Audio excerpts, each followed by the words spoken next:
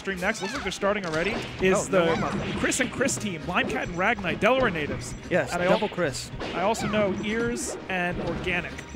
So I think what you're going to see in a matchup like this is a lot of pressure on the Falco. And yeah, a lot of people are going to think immediately just because he dies easily, it's going to be important for him. But what's really going to be important is that he doesn't let his Puff get too far away. Yeah. Because the plan for Marth Peach is going to be swat Puff away with your like excellent ability to trade, or for Marth's ability to wall Puff, and then just destroy Falco. And you can see them comboing Falco right there really hard. He's already in a big way, but he's did a good job fighting his way out of that sandwich there. The thing about Falco in this matchup that's good, especially against Peach, is the vertical movement. He doesn't necessarily have to combo her too badly horizontally, like across the stage, because that's Puff's job. All right, so let me talk a little bit about that situation that just happened. This is where I think Ragnite and Falco could have played it a little bit better. Puff had a slight winning situation on the edge of the stage, especially against Ears, which is a Peach, which is typically a tough matchup. He tends to he goes in like a little bit against the Marth. I think his job there is literally just hold the stage, and you make it sort of a 1.5v1 against Ears. Exactly. So if a combo starts, you're there to help. If a combo, like a hit happens onto Limecat, the Puff player, you can shoot out a laser or go interrupt it some other way, and I really don't think him committing to fighting Marth on the edge is a worthwhile play there.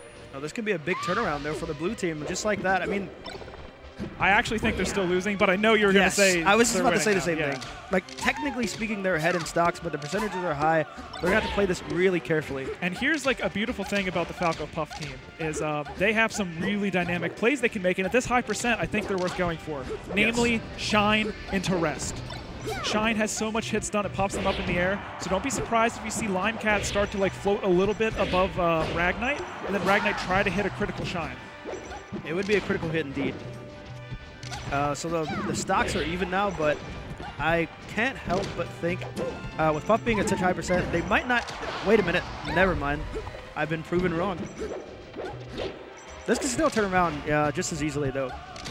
If I were you, or if I was the blue team, I should say, I would really try to. Well, they're doing it now. They're keeping Puff in the fray, surprisingly. She's trying to stay far enough so that she's not in danger, but close enough to the Falco so that she doesn't get knocked away super far, and then the Falco gets what's about to happen right now. Yes. Just killed. And it's very good of Limecat to go over there and help. Otherwise, he certainly would have died, like you were saying. Yeah, Falco spawns at death percent. It's the old saying. Oh, he actually gave save.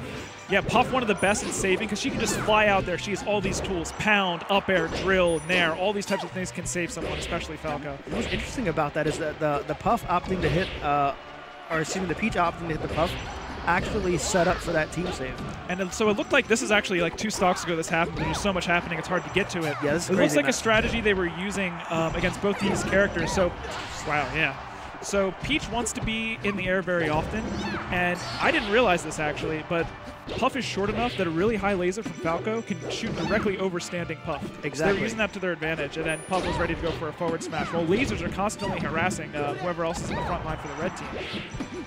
This is going to be a super tight match. They actually don't even need to necessarily kill the Peach. What they really want to do is just knock Peach away. Okay, that'll work.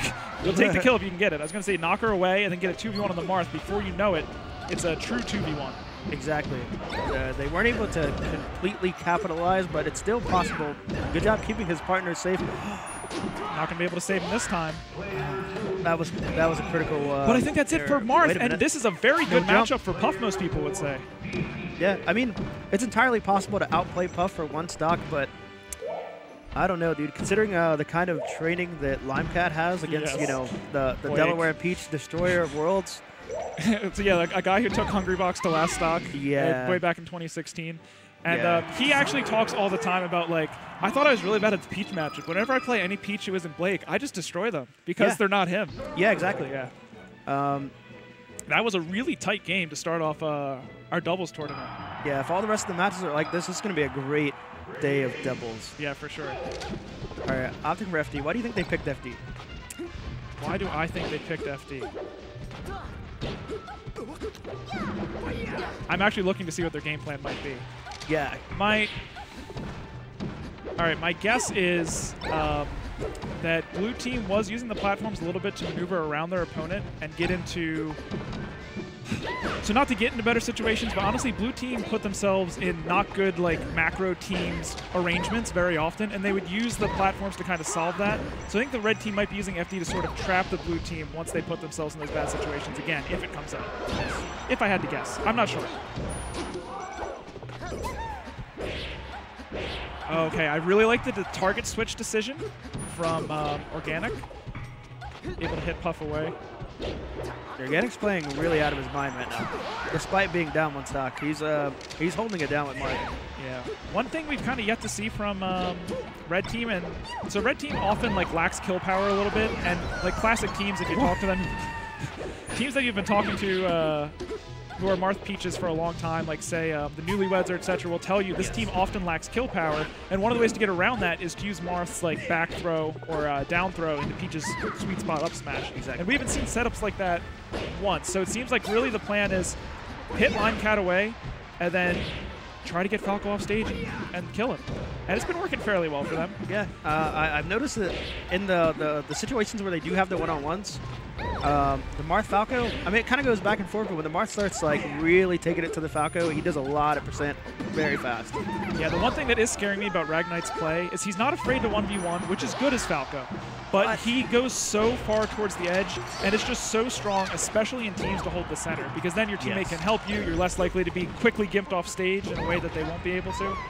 Yeah. So I think I'd really like if he played a little bit more of like a walled controlling style. When you see how he wasn't for that grab there, I would love just like another laser. Yeah, or like just back up salsa, as you know, the Moon would say. Yeah, salsa a little bit, dance on it. Dance on it. He might. Well, okay, he just barely escapes death. He's definitely playing really risky. Wow, that fourth smash came out of nowhere. The choo-choo train. Yeah, it was kind of a target switch too, which is neat. And there have been some situations from Ragnite as well. Not that he's obviously not playing decently well, because they are once again in a slight lead. But he'll like combo, especially against Marth, he'll get a little combo going, and then it would be better for him to help his teammate do a 2v1 and finish off like one character. But instead he sort of keeps it going, and that's really hard for Falco to stop doing. Because it's just like in Falco's nature to immediately go combo someone whenever he gets that critical shine. Yeah, I noticed. I think something that Ragnite and Organic have in common is every once in a while they tunnel vision a little bit. On each other usually, yeah. too. It's a funny thing. They've got some kind of rivalry. I don't know what's going on. I don't know if somebody said something about somebody's mother or what. There's some animosity there. Laser F smash, and wow, combos it in. Oh my. It's okay, he's dead. Yeah. He wasn't high enough to do the Peach Bomber recovery, but even if he did. Really funny combo into side B. Yeah, it's awkward. If you look at the stage collisions on FD,